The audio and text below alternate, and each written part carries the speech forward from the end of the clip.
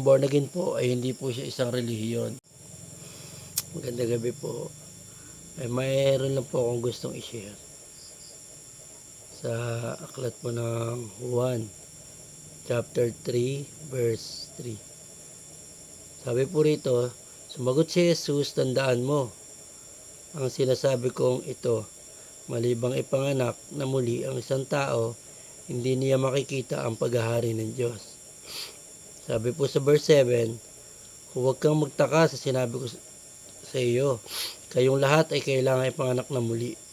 Sabi po rito, lahat po tayo, lahat po ng tao ay kailangan ipanganak na muli. Tayo po ay kailangan ipanganak na muli sa Espiritu. Sabi po, kung hindi po tayo ipapanganak na muli, o yung tinatawag nilang born again, hindi po natin makikita ang paghahari ng Diyos. Bakit po ba inutos ng Diyos o ng Panginoong Hesus na tayo po ay kinakailangang maborn again o ipanganak na muli? Kasi po, sabi po sa Roma, ang kasalanan ay pumasok sa sanlibutan sa pamamagitan ng isang tao. At ang kamatayan ay pumasok sa pamamagitan ng kasalanan. Dahil dito, lumaganap ang kamatayan sa lahat ng tao sapagkat lahat ay nagkasala. Mula po kasi na nagkasala si Adan,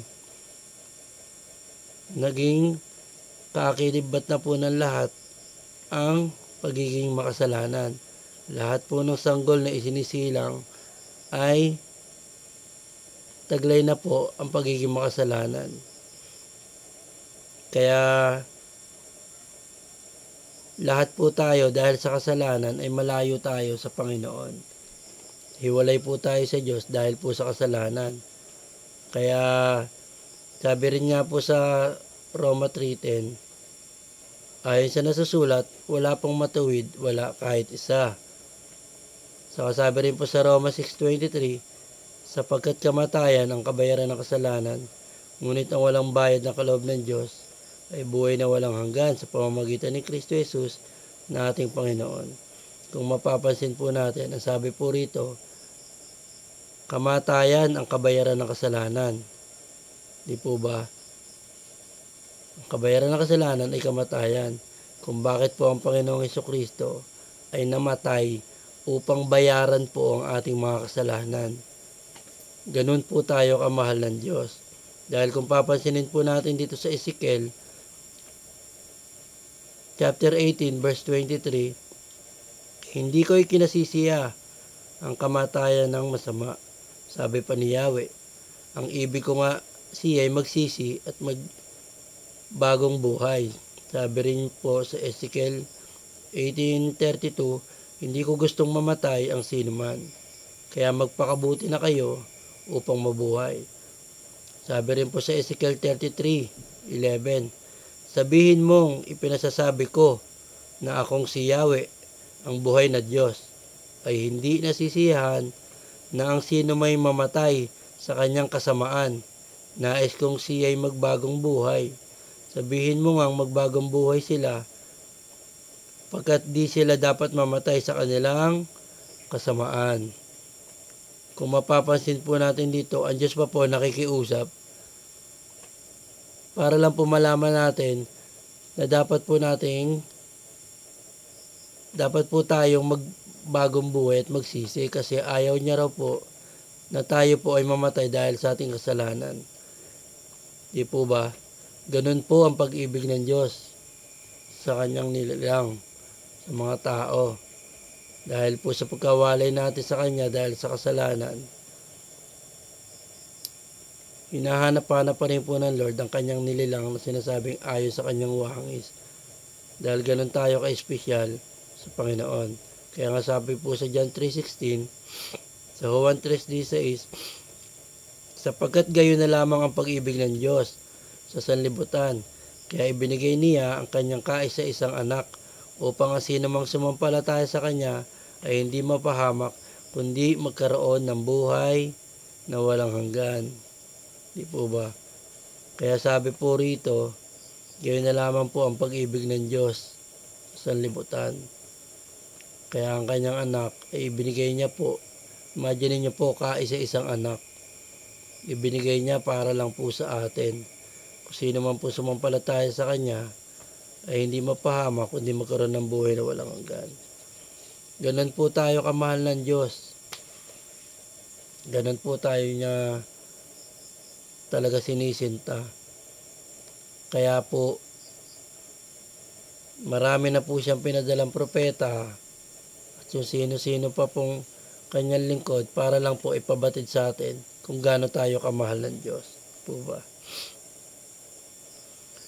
Tandaan po natin bakit po tayo nire-require ng Lord na ipanganak na muli. Para po tayo ay kanyang maging mga anak. Po ba? Sabi nga po sa Juan chapter 1 verse 12. Subalit ang lahat ng tumanggap at sumampalataya sa Kanya ay binigyan niya ng karapatang maging mga anak ng Diyos. Sabi po sa verse 13, sila ay naging mga anak ng Diyos hindi dahil sa sinilang sila ayon sa kalikasan o sa kagustuhan o sa kagagawa ng tao, kundi ayon sa kalooban ng Diyos. Di po ba? Talaga pong kalooban ng Diyos na tayo pong lahat ay Kanya pong maging anak. Kaya lang po, ang sinasabi pong malinaw rito, na ang mga tumanggap lamang po at sumampalataya sa Kanya, kanina po sa Panginoong Hesus, ang binigyan niya ng karapatang maging mga anak niya. Kaya tandaan po natin, si Kristo lang po talaga ang dapat nating panampalatayanan at dapat po nating tanggapin ang Panginoon sa ating pong buhay. At ang banal na Espiritu na tayo po ipanganak na muli sa Espiritu. Di po ba? Kaya ang pagiging born again po ay hindi po siya isang relihiyon. Ito po ay isang kaganapan po sa atin na para po tayo ay maging kabahagi bilang anak ng Diyos na kinakailangan po nating ipanganak muli. Di po ba? Para mapabilang tayo sa kaharian ng Diyos. Bilang maging anak niya, kailangan po natin sinasabi po rito tanggapin. Di po ba? Ang Panginoon at sumampalataya sa Kanya na siya po ang kaisa-isang anak ng Diyos na nagkatawang tao para po tayo ay tubusin sa ating mga kasalanan. Ang Panginoong Hesus po ay namatay sa krus po ng Kalbaryo para po sa atin. At pagkalipas po ng 3 araw, siya po ay muling nabuhay at ngayon po ay nakaluklok sa kanan pong trono ng ating Amang Diyos. Kaya tandaan niyo po na kinakailangan po natin lahat ipanganak sa Espiritu, ipanganak na muli. Tanggapin po natin ang Panginoon bilang Panginoon tagapagligtas at maniwala tayo po sa Kanya at manampalataya tayo upang tayo po ibilang bilang mga anak ng Diyos. Yun lang po. Magandang gabi po.